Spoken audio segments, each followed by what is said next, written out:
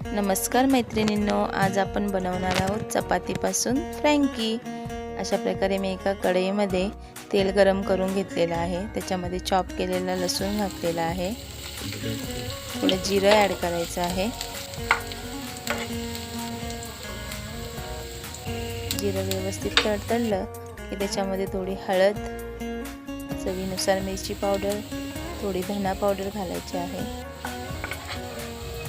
आधीच मी 2 बटाटे बॉईल करून घेतलेले आहे, मॅश करून घेतलेले आहे। ते सर्व त्याच्यात घालून एकजीव करायचं आहे। मीठ ॲड करायचं आहे। एका चपातीला शेजवान सॉस आणि मेयोनीज लावून घ्यायचा आहे। हा मेयोनीज आणि शेजवान सॉस मी घरीच तयार केलेला आहे। कोणाला रेसिपी हवी असेल तर कमेंटमध्ये नक्की सांगा।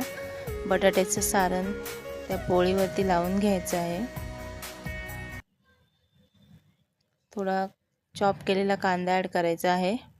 थोडा चॉप केलेला कच्चा कोबी ॲड करायचा आहे। हवा असेल तर थोडा सॉस ॲड करायचा आहे।